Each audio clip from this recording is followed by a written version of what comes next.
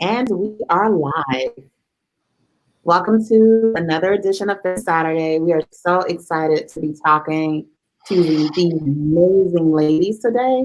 My name is Sandra Dennis. I'm the Interim Executive Director at Miami Worker Center. My pronouns are she, her, hers, and I'm excited to be here today.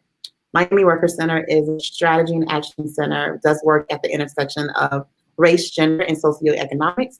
And we are excited to be talking to you all about how to get prepared, what we need to be thinking about as we are still in a pandemic, but also are entering or have entered hurricane season. So we're broadening out the conversation to really talk about the intersections of race, climate, and gender, and how those three intersect to really impact our lives. So I'm going to turn over to our special guests to introduce themselves, make space for them to talk about how phenomenal they are and the work that they're doing in the community. We'll start with our board member, Kamala Fletcher. Hi, good afternoon, everybody. My name is Kamala Fletcher. Like Sandra said, I'm on the board of the Miami Worker Center. I also work as the Partnerships and Emergency Management Association support manager for the South Florida region of the American Red Cross. Our region covers the bottom 13 counties of the state, so we go all the way to the west to Lee County, and then on the east up to Indian River County, which is like where Vero Beach is, all the way down to Key West. So it's a tremendous amount of territory. And my job within the Red Cross is to find any partner, individual, organization that can help us deliver mission. And I guess I might say that I have a special eye on making sure that we have at least a line of communication to have efficient delivery of services to various vulnerable and hard to reach populations. And so that is my spiel. I will hand it back. Thank you, Kamala. I'm actually going to pause for our interpreters. We want to provide language justice, so I'm going to give them an opportunity to share the line so that people who are called who want to hear this conversation in Spanish and or Creole can have the information. Maria? Yes, thank you. Good afternoon, folks. Buenas tardes. Mi nombre es María Angélica. Mis pronombres son ella, ellex. Y hoy estamos ofreciendo interpretación por medio de una línea telefónica. Entonces, si ustedes quieren escuchar esta información en español,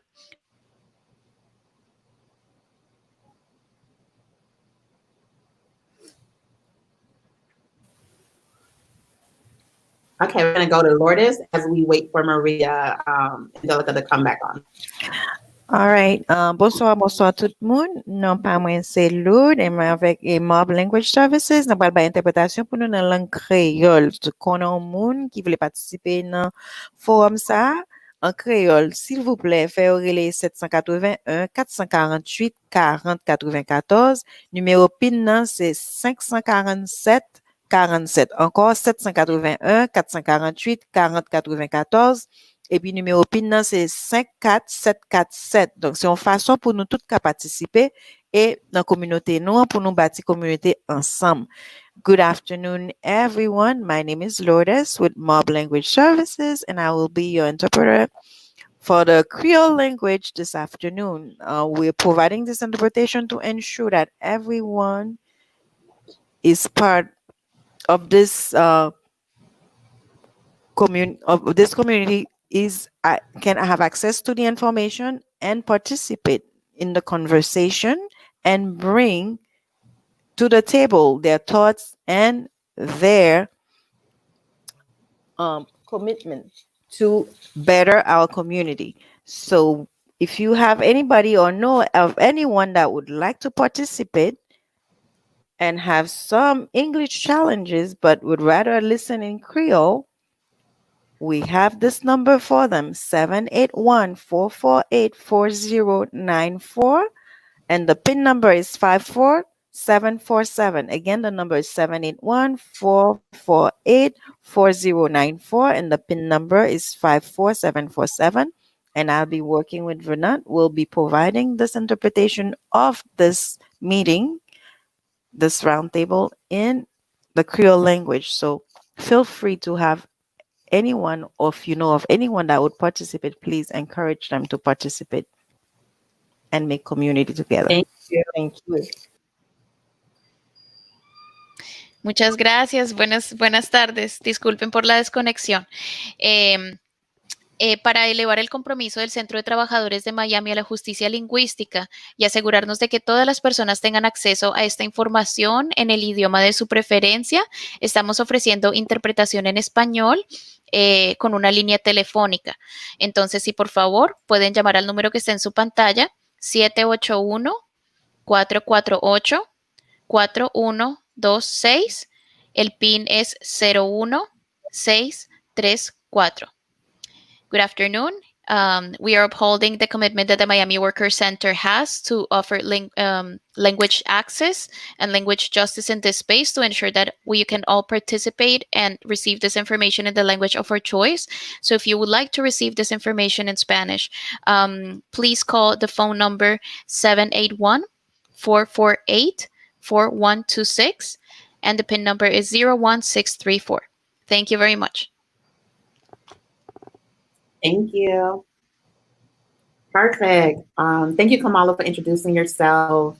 Kamala's with the board, like she said. We're going to go right into Myra, who is an amazing person, amazing friend of mine, who's doing amazing work as well. Go ahead, Myra, introduce yourself.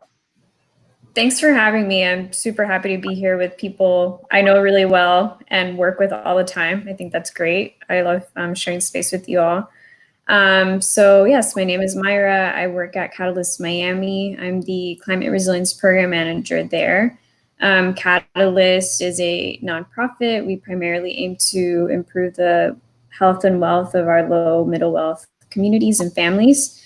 The way that I fit into that work is to really build on climate resilience strategies here in Miami-Dade County, but really ensuring that our low middle wealth communities are heard, that people of color are heard, that are most vulnerable are at the front lines of the work that we're doing. A great plug for all that work is we have climate leadership program that I run called CLEAR, and we also have an affordable housing program called HEAL, and we're currently recruiting. So I'll make sure that link gets set around in case you want to see more of me and Catalyst and all the work that we do. But thank you so much for having me here. And Dr. Kalana Shaw Bishop, so happy to have you on this chat with us today. Go ahead and introduce yourself and all the phenomenal things you are doing.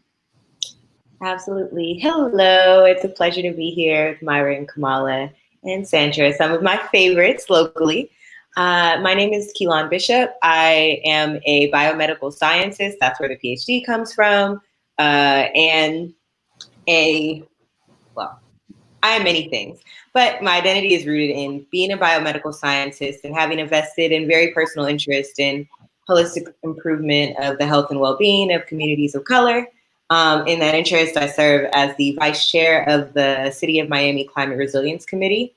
I've been a part of that committee for about 4 years now. It has shifted in that time from being the Sea Level Rise Committee to now what is hopefully the more well-equipped Climate Resilience Committee. And that was a committee that was founded with the particular task of helping the city adapt to the deleterious effects of sea level rise. And now it is, helping the city adapt and become more climate resilient over time. Perfect. Thank you all for sharing those things. And I think we want to go right into the conversation about what leads us to this. Many of your organizations have been doing climate work, climate resilience work, really talking about how climate impacts Black and Brown community, what we would consider communities that have been disenfranchised. And so with June 1 being hurricane season, the start of hurricane season, and folks already saying that this is supposed to be an active season, what does it mean for South Florida? And maybe I'll start with, who wants to take that question? Whoever wants to take it. Let's start with you, Myra. I was going to say you should start with Kamala because she's the Red Cross, but I could start too. It means a lot of things. It's a definite concern, I think, for many of us that work in this space. We know that hurricane season is already really challenging, considering the fact that 2/3 of our county here is one disaster away from falling into poverty. So Couple that with the fact that we have a pandemic going on where a lot of the same communities that have been impacted for a very long time also are unemployed or are furloughed or have lost access to healthcare. There's so many things that have been happening already. So that already, for people who it was already tough to get prepared for hurricane season, now we're adding a whole pandemic that has already economically impacted a lot of the same communities. So yeah, I mean, it's scary thought to going into this hurricane season, but I am glad that a lot of us have already been having these conversations, have been having plans. I've been meeting with Kamala. We've been doing things with the Miami Climate Alliance Disaster Resilience Working Group to see how we can come together and not necessarily pivot, but you know, there are things we've been doing already that help us better prepare now for hurricane season. But yeah, I think just keeping in mind that all of this is very much related and the same people keep being impacted, and that's not okay. And we need to keep on the same path to make sure that we can improve outcomes for these communities. Kamala, do you want to add to that? Sure. You know, I'll just echo everything that Myra just said. And, you know, I would say that nothing, I mean, the same sort of commitments I would say are still in place, right? And so pre-storm, it's about protecting people from the storm. Post-storm, it's about providing a safe place for people to be if they are not able to be in their homes.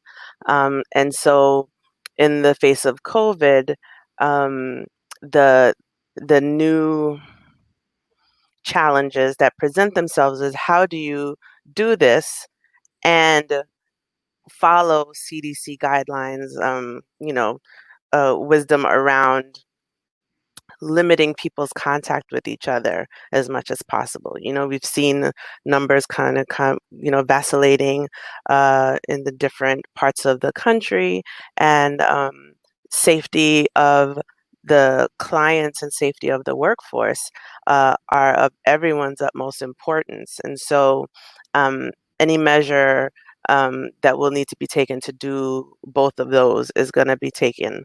And so, for instance, you're going to need more square feet per person to be able to allow the distance. There's got to be a plan A, a plan B, a plan C for all of the different kinds of scenarios. And so when you have everybody together, it's called congregate sheltering, right? And so that having lots of people together in the same place is not necessarily the ideal, but we also have the added challenge where you might be able to, in another part of the country that doesn't kind of have the same situation we have, you might say, okay, well, what about hotels, etc. But in South Florida, as soon as hurricane hits, people sometimes will evacuate themselves. There's going to be a little bit more emphasis on, I think, educating folks about how we're going to make those decisions in our households about whether or not we want to, need to, or are going to evacuate. Evacuating isn't just leaving town, evacuating is leaving your home. And so where are you going to go? As in a previous presentation we did in conjunction with the county, there's talk also of having people not necessarily all come to the shelter if you're not in a flood zone, right? So um, if you're not going to leave your home, or if you're not going to go to a shelter, where are you going to go? Can you go to a friend's house? What are the safe buildings in our communities that can be a place of protection? And keep people safe, and keep people, together and be able to support each other. And so I would add to what Myra said also by just saying how proud I am of all of the new connections and how much of what we learned during Irma has been put into action to try to mitigate and make sure that people can quickly get to the services that they need. So, you have the larger, what I often call the disaster machine. So these are all of the organizations who have a year-round mission to respond to disasters of all kind. So for instance, the thing that we respond to most often are home fires. So it's not necessarily what your mind jumps to when you think of disaster, but if you had a fire, that's a disaster to your life and to your family. And um, but we do have, I think, better lines of communication, lines of connection. The people who are on staff at the emergency management, I think, have better, more intimate ties to the folks in the advocacy community, folks at different service agencies, folks with the Climate Alliance, with the community emergency operations that happen, because you need the big things to happen. You also need small and nimble to be able to get where they have to go quickly, right? Like, we are all first responders. When the storm passes and you come out of your house, you walk outside, you check, to either side, you go check on your neighbors, you go check on that person down the street that lives alone. And so in that way, we're all first responders. And so it's important for all of us to know how we kind of fit into these systems. So um, people are going to, it's going to be an adjustment for sure. The stress and anxiety of all that we're finding ourselves in right now, um, is not necessarily going to go away when we now have the added stress of what is being predicted to be a pretty active hurricane season this year. Mhm. So I think there's going to be a lot more emphasis on disaster mental health, and luckily through COVID, a lot of the traditional mental health venues or ways that people access it have been open. Telemedicine is like now, I think, pretty common, and luckily people are getting used to using it. And so a lot of places that offer mental health counseling have lifted their paywall and are making their services available for free. And then the organizations that have a part to play in that and have traditional disaster mental health or spiritual care operations are also going to be active. And so, we're going to kind of wait and see, of course, and be able to respond in the moment. So in some ways, things aren't going to change because people are still going to deliver their mission, but it's just going to be adjusted to add the new precautions that might be in place because of COVID-19. Thank you for that, Kamala. I'm going to turn to Dr. Kalan to back us up to talk about, we're talking about hurricanes. We know an increase of hurricane activity is tied to climate change. What is climate change? How is it impacting our communities? Break it down for the everyday folks who just think this climate change is Al Gore's thing, right? So break it down, help us to understand. That is funny. So you're just going to give me the heavy question. Okay. So, first of all, I just want to acknowledge that in the entire history of our planet, the climate has been changing, right? Like, it is not abnormal for Earth to get hotter or Earth to get colder in certain places. It is not abnormal to have one year where you have one active hurricane in South Florida and another year where you have 2 or 3. None of that is strange. When we talk about climate change, though, we're talking about the accelerated changes that are linked to human contributions, such as greenhouse gas emissions, such as the degradation of fossils in the earth. Like, there are all of these different things that are accelerating what should be very natural changes to our climate, and accelerating them in ways that humanity cannot stand. So we talked about it being like a very active hurricane season. In South Florida, we can't actually do, if we have a serious hurricane every month. We're not actually going to survive that as a community, right? So whereas we can deal with one, if we continue to do things that make hurricanes more frequent, then when we're talking about 10 hurricanes in a season, we're talking about a significant threat to humanity. And so that's just what I kind of wanted to start with. Like, yes, climate change is natural. No, the rate at which our climate is changing in multiple ways in multiple geographic regions right now is not natural. And a lot of that has to do with the lifestyle choices that we make, but more of it has to do with the things that we hold dear and the things that we protect versus the things that we do not. So, for example, we kind of let corporations dictate how much they're going to value some of our natural resources that keep our climate healthy. Instead of saying, no, we actually value those resources. And so you're going to have to act in a way that aligns with that value. So, whereas, you know, there are organizations who have disaster preparedness like integral to their mission, like the American Red Cross. There are organizations that have climate change and climate work integral to their mission, like Catalyst Miami. We all kind of need to be worried about what the future for our communities looks like. And part of that is considering how, what is going to change and how quickly things are going to change, what those outcomes are, and how we can adapt as long as we can adapt. I'm going to popcorn it because I'm going to get into some tough questions. Like, you know, so when we talk about climate change, the climate has been changing. It hasn't been changing at this rate. You know, what does it look like for the communities that we're talking about? Miami Worker Center is in Liberty City. A lot of us serve communities that's in that you would consider, I don't like to say low income, but low income, or communities that have been disenfranchised, who haven't necessarily gotten the resources that they need to have. How are they going to be impacted? And let's think about specifically Miami Worker Center. Like to take the lens from the femme agenda, where we know that Black and brown women and femme are often the most hardest hit. Like they take the brunt of any of these issues. And so in that kind of like context, what does it mean for our communities, especially the families that exist, for our climate to be changing? And whoever wants that, y'all can have it.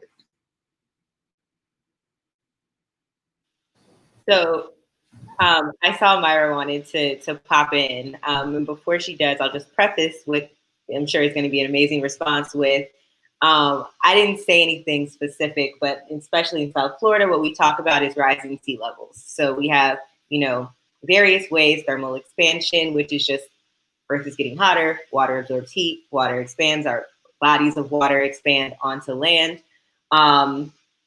So that's one way. But when we talk about neighborhoods like Liberty City, which are, you know, inland and also very, very gray, i.e. there's a lot of concrete there, what we're often talking about is heat exposure.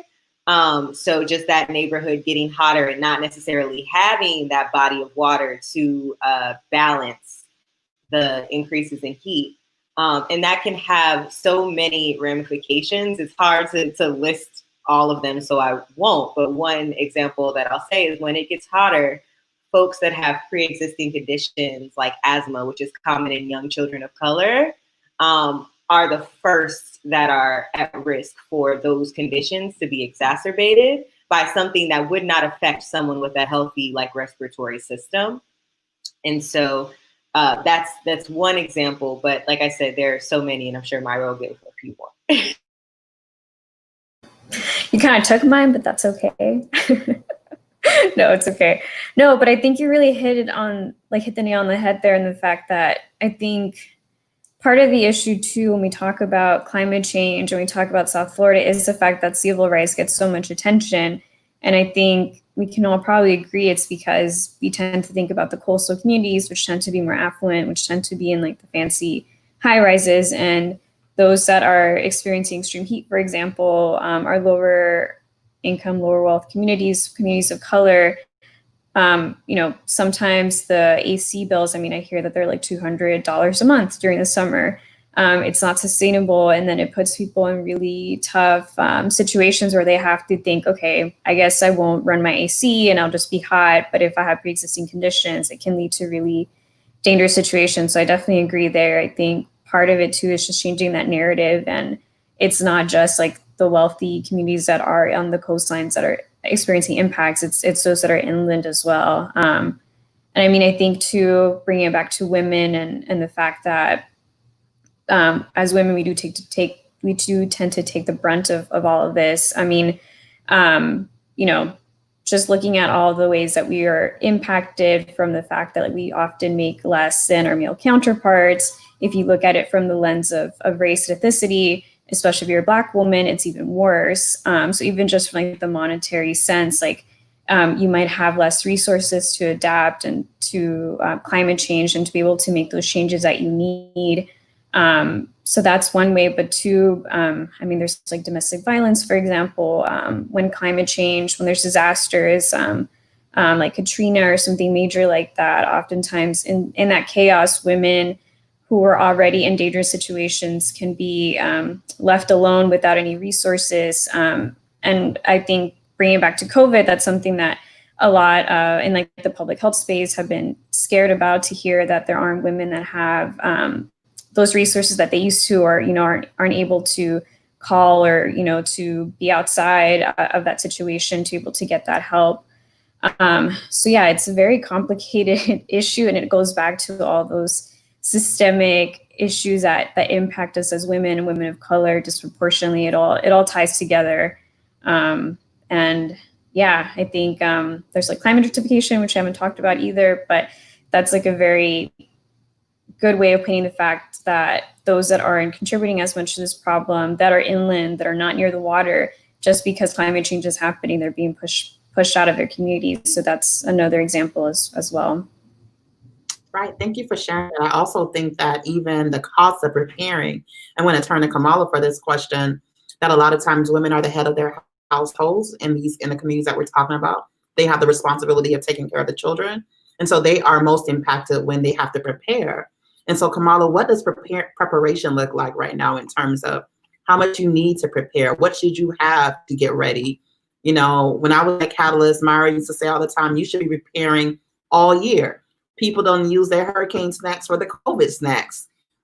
So, what do people need to do right now what should people have, period? But what does that preparation look like, knowing what people just went through as well? So I think there's the two parts of preparation are the items that you want to have, and then also the information that you need to have. And so people should be, or hopefully are thinking about these two aspects of how to be prepared.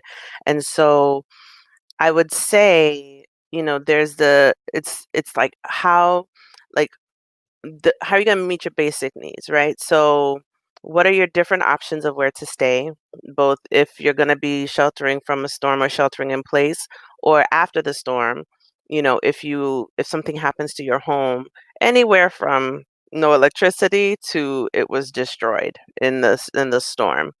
And then also, you know, does everything in the house require a plug? Or do we have enough things that are battery operated or hand crank operated? Where are the places that you can go and get that? Maybe, I've been, watching all of the activities that are happening around hubs with some of the organizations and folks represented on the call. And so there was this amazing effort to get some resources into neighborhoods so they could decide on what are the supplies that they wanted, right? And so let's say for a hand crank radio or something like that, maybe I myself are not going to necessarily be able to buy one, but perhaps myself and my neighbors or the people that I'm close to, we can chip in and make sure that there's one and there's a way to stay in touch with each other. Purchasing food, right? You want to get the things that you would definitely eat, right? Like a cabinet full of canned green beans, if that's not what you love, is not going to really help you in an emergency. And so even if you're on a limited income or if you use SNAP benefits, is there a little bit that you can stow away each week, each month to be able to build your supplies? Water even tends to be a little bit of a testy thing. So it's a very sensitive thing, right? When we talk about the safety of our water, especially in communities of color. But a lot of times there is a run on water when there's been no water emergency, for instance.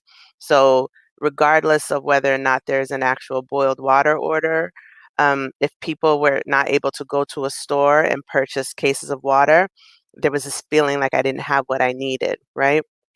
And so having conversations on what are all of the different ways that we can, if what I need is water, how am I going to supply myself with water? Not necessarily how am I going to purchase the water bottles, And if you have limited resources, purchasing things that are going to end up being flooded into the community aren't necessarily how you want to make decisions about where you're going to put your resources. But I think having a plan, so it's a matter of like understanding what the threats are, right? So right now, if we have threats of storm, what's the popular wisdom around it? You run from water, you run from water, you kind of hunker down from wind. Right. So if you're not so that's part of the reason why they're saying if you're not in a flood zone, if you don't have the threat of flooding, maybe you don't necessarily leave your home, but you want to protect yourself from wind and you want to be in a safe structure. And then also with COVID and social distancing and protective equipment and stuff like that, if you're using the surgical masks, you want to have more than one of the surgical masks. You want to have a month's supply, perhaps even for yourself and your loved ones. Um, People shouldn't feel like nothing is going to be provided, but for what we can sort of store and protect and build and kind of hold on to ourselves, we want to try to do that. And then I think the other part of the preparation conversation that we don't talk about enough maybe is that recovery phase, right? And so there is a feeling, and I say this both as somebody who works in the Red Cross and has learned a lot about this stuff, but also I am still very much remembering the Kamala before I knew about these things and how none of these things occurred to me, right? And so I was still holding on to Wilma response, right? So I was just like, well, after the storm, I'm gonna go join the ice line, but that's not really the reality anymore. And so understanding kind of what we're gonna come up against, but going back to what I was starting to say about recovery is not a couple months of a situation. Recovery sometimes is years, right? This is a couple years process by the time the paperwork goes, whatever you might have been eligible for or not eligible for in terms of financial resources to fix your home. And then if you're still hanging out with issues from this storm and then you have a new storm, so that increased strength of storms and um the increased frequency of storms also presents a challenge in that way as well, of being able to kind of bounce back quickly after a storm to get yourself ready for the next thing. And so that's gotten harder and harder to do over the years. But I would say that having the kit, having a plan, practicing the plan. If I get separated from my family, where are we going to meet? That's not the thing that you want to be figuring out in the moment. It's the thing that you want everybody from the smallest person in the family to the oldest having that plan and understanding what the resources are and how things are going to work afterwards. And I would say um, the other thing that is really crucial to how things um, to to how communities, I guess, can recover from a storm is also something that in the disaster world is called situational awareness.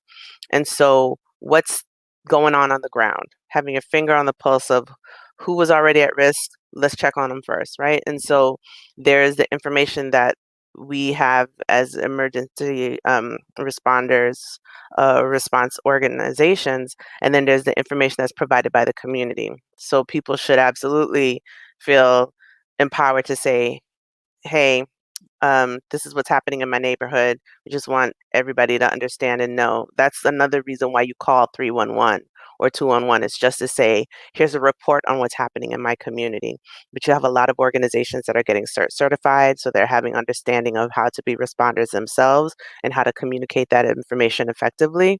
But the, it's pretty widely known, and I know it's something Valencia says all the time, that poverty is a threat multiplier. And so if stuff was already hard before, it's not necessarily going to just get fixed afterwards. And so how do we join together to support each other as communities, as neighbors, as organizations? And then also, what are the decisions that we have to make internally? So it can be scary, but I think there's there are resources, there's information definitely available, and then it's working together, I think, afterwards. But there's no easy answer for that, and it can be very scary. And when I was working in the climate world, um, I used to be part of the team that Myra's on, and when I was going to conferences, I was learning that women, children, Black and brown people are the ones that get the impact of these things. They're the ones that die and suffer from all of these impacts of those things that are happening, and the things that we talk about, academically, impact people's lives in real ways. And so I think I would say that we're sort of ready to respond, but also, in the time of COVID, if there is anybody who is going to feel safe and feel like they're okay to go ahead and be out in the community, in the world, they might consider getting trained to be a shelter worker. So if you were thinking that you might go to a shelter anyway, you might want to or be willing to be part of the workforce as well, right? I often say when we talk about disaster, if you need help from any of our organizations, you're probably having the worst day of your life, or you're at least having a tough time, and you want to see yourself reflected in the people, not just that need the help, but who are offering the help as well. And a lot of the disaster response is fueled by volunteers, both in these organizations. And so I think if people are so inclined, getting to know what their opportunities are to provide their gifts and talents is also something that we can do to prepare.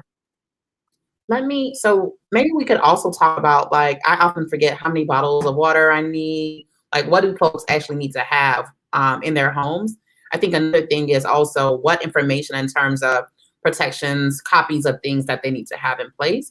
Because we learned from Hurricane Katrina that so many folks lost so much information. And I think, it's hard. So it's 1 gallon of water per day per person in your home. And so the safest kind of baseline to start with is 3 days, because popular wisdom will call it, and planning assumptions will say that it'll take at least 72 hours for all of the larger systems to kind of get up and running, for 911 and police and those folks to be able to get out, to be able to respond to you. So you should be able to take care of yourself plan to try to take care of yourself for 3 days if possible. So that's anywhere from water to first aid kits, from minor cuts and bruises that might happen. One thing to do to make sure you're protecting yourself in your home is the protecting of your head, right? And so if you're going to hunker down, you go to the strongest, most fortified part of your house. That's usually the bathroom with the least windows. And then you cover your head. So if there's bike helmets, kids have bike helmets, you put those on. And then the other thing is there's now tons of apps, right? The county has an app that helps you be able to connect to county services, report things, find out where the shelters are. People always want to know the shelters that are available ahead of time, but unfortunately, those aren't really decided until, like, we know which buildings are available and able to protect people from the storm, but the actual scenario that you're in is going to decide which ones are going to open, right? And then also, so you're saying, like, what are the things to prepare, right? So we talked about water, and the other thing is, water tends to flood into the community after a storm. So a few days of water is what you want to kind of have with you. It's knowing that the evacuation center is to protect you from the storm. The focus is safety, not comfort. Afterwards is when you get more of the creature comforts and that sort of thing. What else? Did I miss something? Let me turn to Myra, because I know Myra has a list that used to be shared. What else would you add, Myra? Yeah, Kamala covered a lot. I was just thinking about documents. I think you brought that up, and I think oftentimes we do forget that one, which is like, having like your health insurance cards, having like if you have Social Security, if you do own your home, like the deed to your house, any of those certain like important documents, especially ones that you might need if there is damage to your home. I know Kamal knows a lot more about like the FEMA applications, all of that, but you do need that sort of documentation in order to apply for assistance. And I mean, I think there's other things like don't forget about your dogs if you have pets. Like make sure that you have enough supplies for them too, and keeping in mind that not every shelter is pet friendly as well. There's a certain number that are. And then there's things too like the emergency evacuation assistance program that's meant to help those that might have like a disability or like a medical need. There's a program to help you get help going into a shelter if you need it. So right now that's something you can do. I think you can call 311 to sign up or do it online. So if you have family that you know that would fall into that category, for example, a great way to help them is to sign them up for that program to make sure that they're taken care of if you can't be there to assist them when a storm comes. Thank you for that. And can I add something to that? It's important to be able to prove who you are and to prove where you live and what you own, right? And or what you were using even, because they're gonna ask you what you lost in the storm. And so being able to say what that is, but at least for Red Cross services, all we have to know is who you are. So that can be a license or a passport from anywhere, right? Because it identifies you, not necessarily as a citizen. It's citizenship, papers, documentation, that's not important in being able to access those kinds of emergency services. So it's important that everybody know that. Also, yep, someone just put in that CVS fills prescriptions in advance. Once there's a disaster declaration, your doctor is usually allowed to give you a larger amount of prescriptions. But if you are separated from your medical equipment, glasses, dentures, walkers, anything like that, that is also something that you can reach out to the Red Cross for support and assistance, and our nursing services can help you with that. And then in terms of documentations, having it just in a big old gallon Ziploc bag, but having it dry, having it accessible, and maybe putting it in your go bag, right? So there's this idea of anything that you would need to be able to run out of your house quickly, having it prepared and by the door. So that's as good an idea to have all throughout hurricane season as is preparing and having enough water in your house. Thank you, Kamala. Kalan, Dr. Kalan, I want to learn more about what you're doing with the community, with the board on the city of Miami. So we've been talking about hurricanes. We backed it out and talked about climate change, how our communities are experiencing a lot of heat. I know there was a $400 million bond that was passed in the city. What are the efforts that really the city, I guess, is working on in terms of climate resilience? So to the point that Myra and I were talking about earlier, which is, different parts of the city being affected in different ways. As I originally stated, what the committee that I serve on was originally called is the Sea Level Rise Committee. Not the Heat Island Committee, not the Disaster Recovery Committee, the Sea Level Rise Committee. And so a lot of the conversations that we were having were about rising seas. They centered the affluent communities that have the privilege of being coastal, or who afforded the privilege, depending on how you look at it. And so when when a few members came onto the board, what became really, really apparent is that we were not doing inclusive work. And we could not do inclusive work because it was technically out of the bounds of what we were chartered to do. That being said, we were able to start a few conversations about, zoning and climate gentrification. And we continue to have those conversations. But like I said, now we are the Climate Resilience Committee. And what that means is that we're tasked with kind of coming up with those sets of actions or moving on those sets of actions that make a community more coherent and more likely to be able to respond to shocks and stresses like hurricanes, like heat. And even something as simple as a power outage, right? If you have a resilient community, there's just that bounce back versus, a community that is less resilient.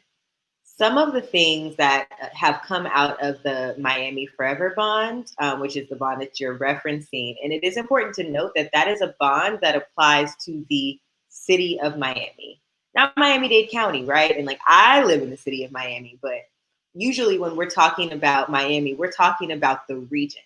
And that bond is servicing a very small part of our region.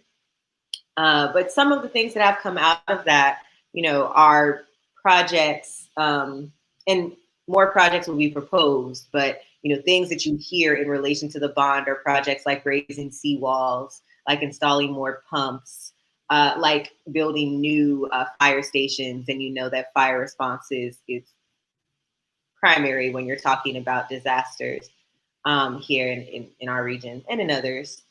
And so it's not necessarily about, those individual actions. It's about more of a cohesive set of actions that moves forward, like I was saying, the ability to be coherent and the ability to bounce back.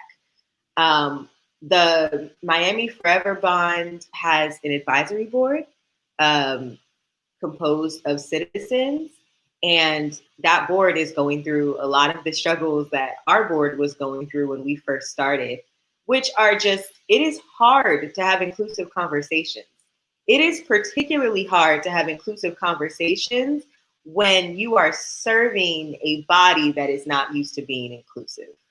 Right. That does not center inclusion. That does not center diverse voices. And then you try and do it, but you only have a limited amount of power, right? So you're kind of like, you're stuck in that in between.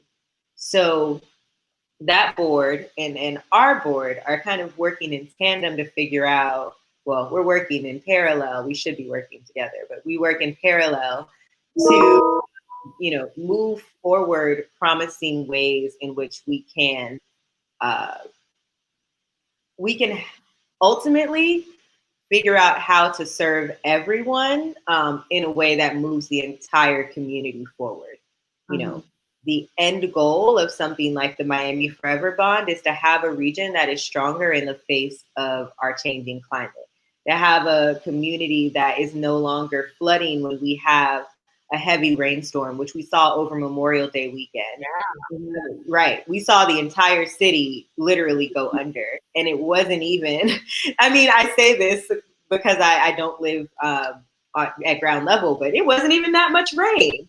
And so, then you think about what that would actually be like if it was a hurricane amount of storm surge and rain and wind. We're not prepared.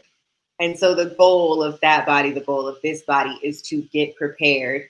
But to be honest with you, the finances do not match the work that we have to do.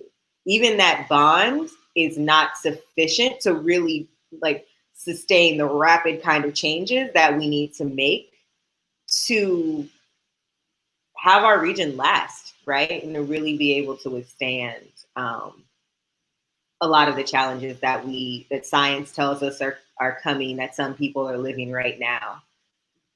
So there is a case to continue to push and push and push those boards and the bodies that create those boards to fund climate work, to fund resilience. And as we've seen in the recent resurgence of, Black Lives Matter conversations, to continually push and push and push for the different ways in which communities are affected by different systems to be at the forefront of the conversation. And put your money where your mouth is. Absolutely. I was just going to add on to that. I think that why it's important for us to have this conversation with our members and for the community that's watching us on YouTube or Facebook is that, one, what we're seeing right now is that a request for government, local, county, state, federal, to revisit their budgets, to allocate them in a way that makes sense for communities, right? And so what does it look like for us to put more dollars into education, into resilience, into housing, into things that really matter, support services that really matter for our communities? And I think that that's the case we want to make with resilience. We want our community to be able to last the test of times. And right now we're not funding it appropriately. And so you're going to see floods. You're going to see people, you know, I have friends of mine who drove their cars and definitely have ruined cars, ruined engines on their cars because of the way that our community floods right now. There's a few questions that I'm going to kind of popcorn them. Someone asked, you know, about pet-friendly shelters. Like, what do you do with your pets when you have to evacuate? I think, and there was another question around whether or not people are keeping, when you store water, are you storing water in plastic? Are you storing water in glass? What makes more sense? So we're going to ask those two questions and see if you all can respond to those. Anyone who wants to take it. So I'll just say this. I'm in a household of one, and so all of my water is in glass, right? Like a lot of folks my age, like whether or not we are attached to somebody, you know, in a relationship or otherwise, like we're really only focused on our sphere. And I think it's really easy to preach like, you should only be storing your water in glass because it's months and the chemicals when you're storing for one person. But, you know, I'm just going to throw it out there and say, store it however you can, because nobody but you knows the means in your household. And however you can store the exorbitant amount of water that you're going to need when we're really talking about hurricane season and being okay, like, do it. Absolutely. And what about pets? What are people doing with pets, especially folks who may not necessarily have the means to I forget what they call them because I don't have pets. Kennels. Having, I think, a carrier would be helpful. Maybe going to, like, if you do live in an evacuation zone and you want to be able to be close to your pets, because they're not always, depending on the scenarios, in the same place. And so that's another sort of internal household question to answer and to plan for when making that decision. But there's usually some options, but it wouldn't necessarily be able to hold every single human being. So it's good to have those options. But, you know, sometimes you can go and get discounted kennels. You know, there might be some shift in you know, services that are available, because we did, and this is just me sort of like as a person who's been paying attention to social media. This is not like official Red Cross, you know, doctrine, but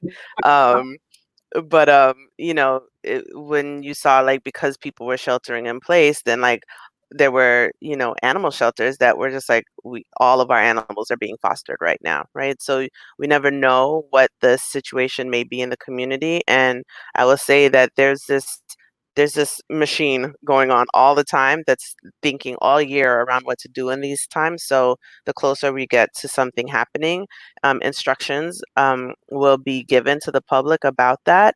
But having the same way you want to prepare for yourself, your pet is a part of your household too. So you need food for the folks that live in your house.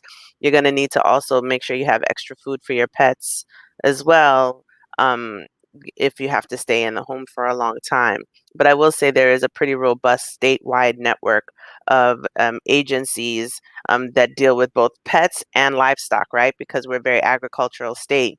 And so they've got to make plans for horses and how to support farmers and that sort of thing, as much as we have to support people with their household pets. And so I think just paying attention to what that information is, but also being thoughtful and, you know, making decisions and making sure your pets are part of your plan, and kind of reading up on some best practices, calling animal services to, you know, to see, you know, if they've got any information on what you should do to prepare, or what things might be open. You might be a pet owner, maybe talking to your vet if they have recommendations or anything like that. So, you know, pets are always a tricky question, but you just have to kind of understand what's going on, and then that's another part of like keeping aware and keeping up to date with the information that's being provided. Thank you for that. Let's talk about what everyday people can do. So we first talked about maybe, or not even maybe, the truth of the matter is that some of these, like, if we want our communities to be resilient, dollars have to be put towards resilience. And so what can everyday folks do to be a part of this growing, I guess I would say, people who are building power and helping people understand what their role can be in, talking about or being active in the resilience space. Also think about, so that's more about, let's say, power building or policy, but also in terms of climate change, folks are often thinking about, what can I do as an individual to mitigate or to reduce the impact that I'm having on climate change? So what are those recommendations as well? I'm going to start with you, Myra. Thanks. Yeah, I mean, I think there's a lot of things you can do. I mean, I'd be remiss to not talk about our CLEAR program and that being a great first step. There's organizations like ours or like the Clio Institute that provide climate education. So I think a great way to get started is to become educated more about these issues and how they impact you in your everyday life. Once you understand the impacts, it's easier to advocate for solutions that make sense. So that is a program that we offer. It's a 10-week program that's free for communities. We offer interpretation, for example. Back when we were able to meet in person, we offered help with like transportation, for example, and childcare and all of these things. But it's a really great way of also just getting more comfortable, like speaking in front of commission meetings, for example. Those are things that we practice, and really just making sure that people feel empowered and to know that their voices, they do have a voice here, and we're just here to help like refine that whatever you need. So there's things like that can do, which is a commitment. But I think we've seen really lasting impacts where people show up pretty consistently now at commission meetings and speak up, where they go with us to Tallahassee, for example, to advocate on the statewide level, or even end up changing career paths and end up working, for like the city or county office of resilience or at other nonprofits that do this work. So it can really change your life. And there's other more simple things too, like something that we preach in CLEAR is that you can take individual actions, you can take community level actions, you can take political actions. So individually, it's things like, you can eat less meat, you can carpool, although right now, maybe not so much because of COVID, but there's things like, using less plastic and things like that. Community-wide, it's having these conversations with your family members, with your friends who might not fully grasp the whole breadth of this problem and how it interconnects. I think that's honestly more of the conversations we need to be having, is how intersectional this all is and how it's already impacting our most vulnerable communities. And then political, it is those like, do you know who your representatives are? Do you know that there's a primary coming up this year in August? That's really important in really deciding how a lot of these decisions are made. And when we're talking about investing in our communities, that's a really big way of showing up and making your voice heard. So I think there is a lot you can do. It doesn't have to feel super overwhelming. I think it's just taking little steps. And eventually you can really get to a point where you feel comfortable, being more politically active about these issues.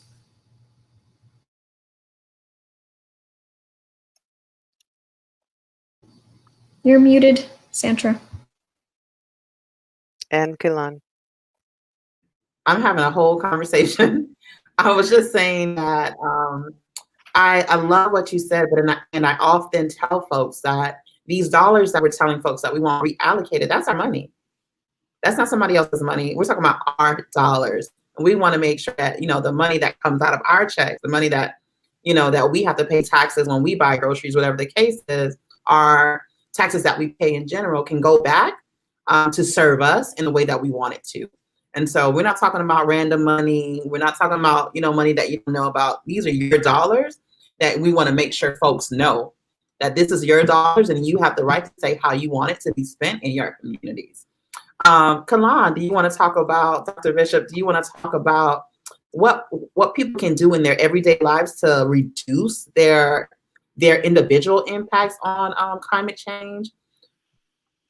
Sure. So first of all, I would like to say that, even if every single one of us turned our lives around, it would do very little in the face of what these corporations do in like one day. So I don't want to guilt. I'm not into like shaming anyone like, oh, you know, use too much plastic or da da da, because we as individuals are really not the problem. However, if you are looking to, you know, make your life a little bit more environmentally friendly and sustainable, there are like simple things and simple ways in which we accumulate a lot of waste as human beings. Now, as women, because this is Femme Saturdays, a lot of that is in the bathroom. So, for example, if you want to cleanse your face and then apply a toner, you might use a cotton round. How many cotton rounds are you going to go through, right? There are reusable ones, like washable ones that you can get. They're on Amazon. I know we're not shopping on Amazon right now, but they exist on Amazon. I just feel like I have to say that. Where you can get them, and you know, there's a simple way of like use them for a week. You know, you go through them and then you wash them, and they go back into your bathroom instead of contributing to waste. We talked about glass earlier versus plastic. So you can use glass for a lot of storage where you might typically use other things. Even our Tupperware tends to be plastic if you just kind of get what's like the most affordable.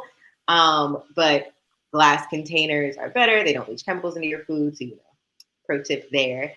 And then another thing that's really, really easy is just like minding your trash. So like, are there ways in which you can use like in the kitchen, if you're cooking and things like that, like, are there ways in which you can use scraps to do something? A lot of people are used to this idea of like feeding scraps to their pets, right? So that's like one thing.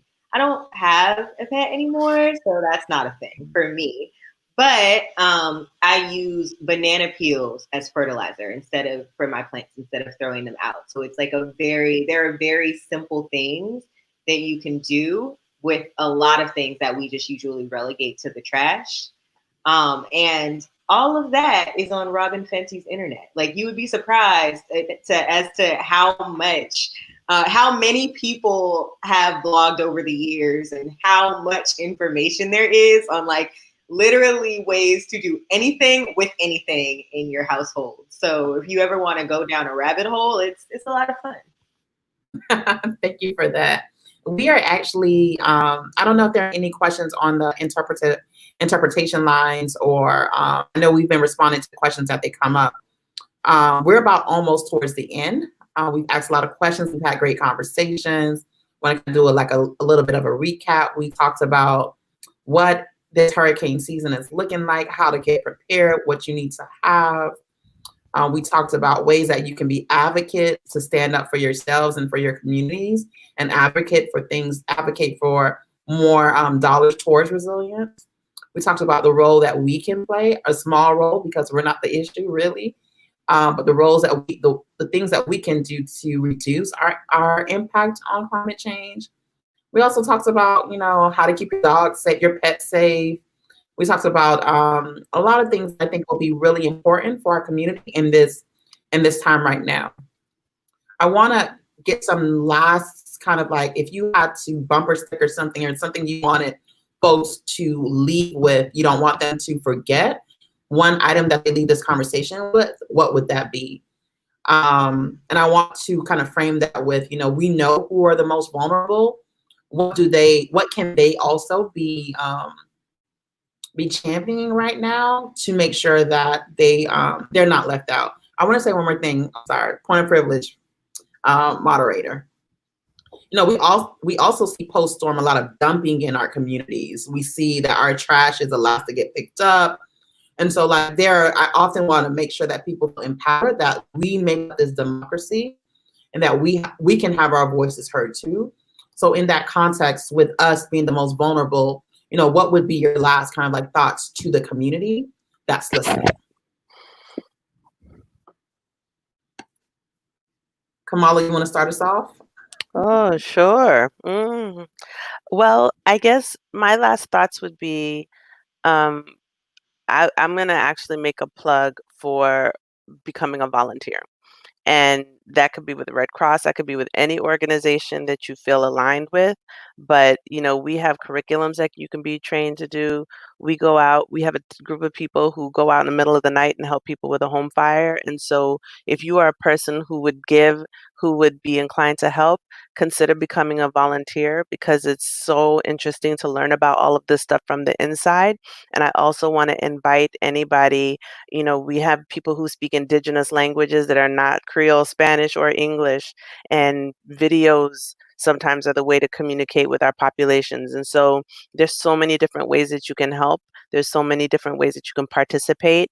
And our doors are open. Most of the other organizations' doors are open. Your county government emergency manager wants to hear from you. And so definitely let us know. If you have thoughts about where we should be, what we should do, and what you want to see and what you need, or if you want to help, I would definitely say to reach out and participate in that way with whatever group that you feel aligned with. But if you have the ability to, I would say get involved and get connected in advance to a group that's going to be responding and doing things after the storm. Thank you, Kamala. Who wants to go next? Sure. I think Azabe earlier talked about the census, but I just want to echo that. And also get your mail-in ballot now. If you haven't done so already, I would make sure that if you are able to vote, that you're registered to vote, and also that you are signed up to get your mail-in ballot, so it can just come straight to your door. You don't have to worry about COVID or the pandemic. Cases are rising right now in the state. And just keep an eye out for different forums that are happening. If you don't know who's running right now, there's different upcoming forums where you can listen to the different candidates for mayor or for the different county commission districts. We have the opportunity this year to flip more than half of the seats, which is a huge opportunity, especially when we're talking about where we're investing our money. It's such a great opportunity that we might not see again for a while. So that's what I would leave people with is, take the time, do your research about the candidates, pop in on these forums, see what they're about, and make sure that you have your mail-in ballot. Thank you, Dr. Bishop. Yeah, so my final words would just be, I know so many amazing people working on like so many different issues, whether it's education or health or housing or human services. But every issue that we could champion, literally every single one, intersects with climate change because we're talking about the future. So like whatever you do, whatever you care about, it should consider climate change as a part of thinking about that issue in a way that is sustainable over time. And if we all kind of take that approach, then I feel if we all took that approach, I feel like we would be a lot further in climate conversations. If you've ever had a conversation about climate change in a group in South Florida, there are about 50, I'm going to say 50, and I know that's being generous, of the same people who like rotate to every conversation. And we have so many more people than that in our region. So if we all kind of took the future and climate change as a part of that, or just the ways in which Earth is changing as a part of that, we could expand that group. And there's power in numbers, the voice would be a little bit louder.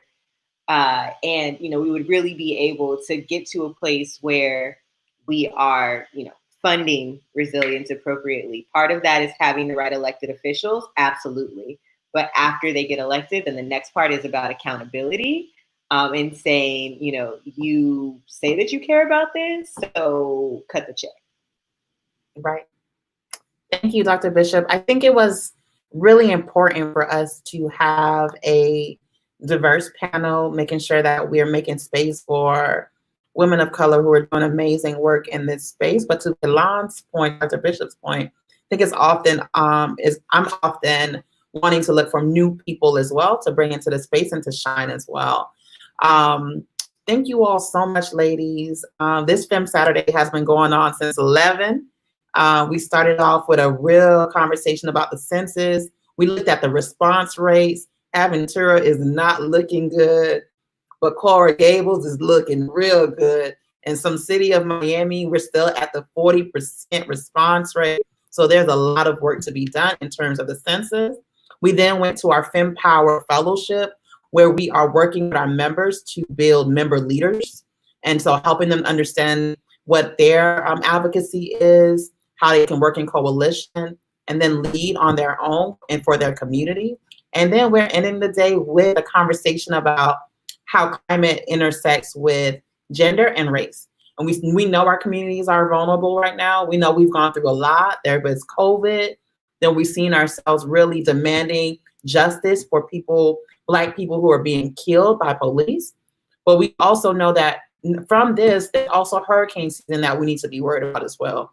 So we wanted to make sure that we provided the space right now for our communities to get the information that they need and to provided the resources so that they can be ready for what's to come. I do believe that is the government's responsibility to make sure that the communities have what they need to be resilient. I think that everyone plays a role, and we're going to continue to advocate. We're going to continue to push for the adequate resources can be divvied up within our communities. I appreciate you all, and I wish you all the best. You know, whenever y'all need me, I'm here for you too. But if they want to find you really quick, tell them where they can find you. And then they can contact you all if they have any other questions. Starting with you, Kamala, how can people reach you? So if you ever need help from the Red Cross, you can dial 1-800-RED-CROSS and they will direct you to where you need to go. My email address is kamala.fletcher, as described in my little name tag there at the bottom, at redcross.org. And then also any of these other folks on the call also know how to reach me. And I just wanted to also add, Sandra, when you were saying, and now we have hurricane season to worry about, I want to say we have to be prepared, not worried. And so let's prepare for the possible and hope for the best, right? Thank you for that. Myra, do you want to go ahead and tell folks how they can find you in these internet streets? Yeah. So yeah, I think the easiest way is just to email me. I dropped it in the chat, but it's my name, Myra C, at catalystmiami.org. That's the best way. And you can also check out our website, catalystmiami.org. It has a lot of great resources. And I believe we're launching a new website, so it'll be even more user-friendly. Mm-hmm. Y'all fancy? Go ahead, Dr. Bishop. Right. So I'm just going to say that if you're interested in the work that the City of Miami is doing with the Climate Resilience Committee, there is a website. If you Google City of Miami Climate Resilience Committee, it comes up. We haven't been meeting ever since COVID happened because many government bodies had to figure out how to allow virtual meetings. So we'll be having our first virtual meeting July 6th, I believe, whatever that first Monday in July is. On a more personal level, if you're like, hey, I don't know any other scientists, I'd like to meet one. I put my website in the chat. There's a link to email me there. Thank you all so much, and I hope you all enjoy the rest of your days. Check out Miami Worker Center on theworkercenter.org. If you're looking for any of us, you can find us in these internet streets, Miami Worker Center on Facebook, Instagram. We're on YouTube as well. And this was another edition of the Fem Saturday. We're working towards more power and more equity for our community members. We appreciate you. And I'm sorry. If there's anything from the interpretation line, I'll pause for a minute. Oh, thank you to the interpreters who've been with us all day. We really appreciate you all. We want to bring language justice to our movement. And so there will always be interpretation with the work that, that Miami Worker Center does. Thank you so much and have a great rest of the day. Thank you. Bye. Thank you.